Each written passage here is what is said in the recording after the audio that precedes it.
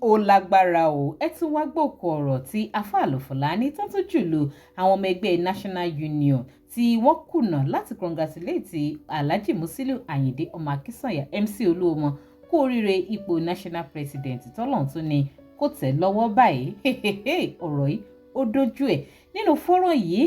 ẹ gbọ́ gbogbo àwọn okò ọ̀rọ̀ tí Alfa Alfulany tí wọ́n sọ lu àwọn tó kọ̀ tí wọ́n kí Oluomo kú oríire o wọ́n ní ẹni bá ti kọ̀ tí ò bólóore yọ̀ tí ò bólóore jó tí ò kí olóore kú oríire tí ò congratulate Oluomo wọ́n ní irúfẹ́ ẹni bẹ́ẹ̀ wọ́n ní congratulate òun náà ni kì í ṣèpè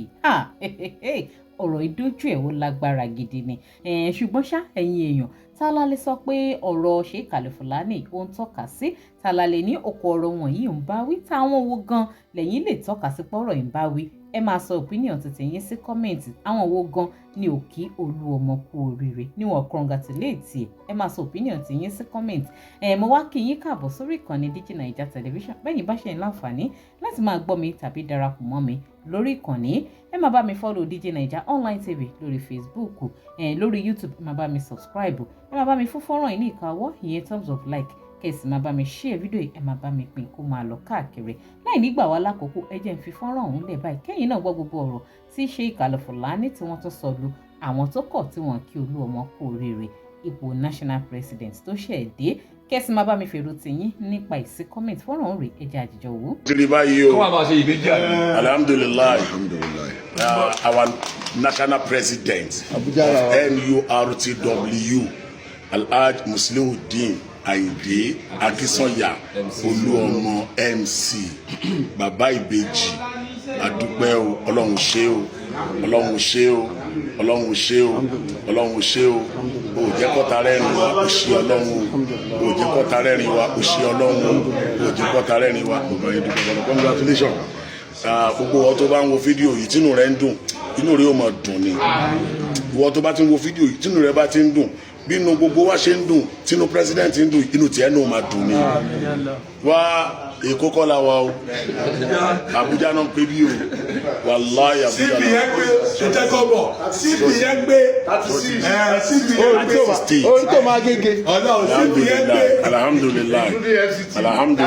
ọlọ́run ṣe o ọlọ́run á gbàdúrà tiẹ̀ náà o ọjọ́ ayọ̀ tiẹ̀ náà dé jàre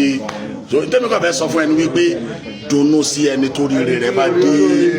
tó o bá ti dunnú sẹ́ni tó rí rẹ̀ bá dé wọn á congratulate wọn náà ẹ tó bá lóun ní congratulate olóríire wọn à ní congratulate wọn náà ìyẹn ò kì í ṣègbè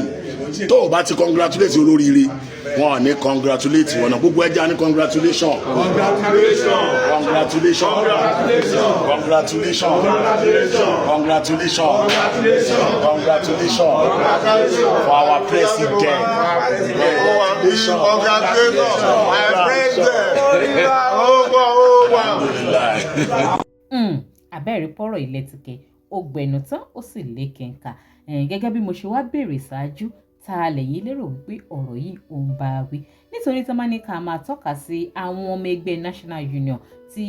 wọ́n lórúkọ tó ṣe pé wọ́n bá Oluomo ní fàǹfà tó ṣeé ṣe kó jẹ́ pé wọ́n ti congratulate Oluomo di àkókò tá à ń sọ̀rọ̀ yìí tí wọ́n ní ká máa tọ́ka sí wọn á fẹ́ mọ́ tọ́ka sí àwọn bíi Tafa Sego bíi Istijaba bíi Koko Zaria ṣùgbọ́n ṣé àwa lè sọ pé àwọn mẹ́tẹ̀ẹ̀ta yìí ni ọ̀rọ̀ Alfa Alfulany bá wí ni ṣé a lè sọ pé àwọn mẹ́tẹ̀ẹ̀ta yìí kọ̀ láti kí Oluomo kú oríire ni àbí báwo àwọn owó gan lẹ́yìn lérò wípé ọ̀rọ̀ yẹn bá wí ẹ máa sọ opinion ti yín sí kọ́mẹ̀ntì tẹ́yìn ò bá ti follow wa lórí Facebook link kan wà ní comment section fídíò tó máa gbé yín tààrà lórí Facebook page wa lórí YouTube ẹ máa bá mi subscribe ẹ máa bá mi like fídíò yìí ẹ máa bá mi share ẹ máa bá mi pín kó máa lọ káàkiri kémi àti yín ká tó pàdé láyé àtàláfíà ó dàbọ̀.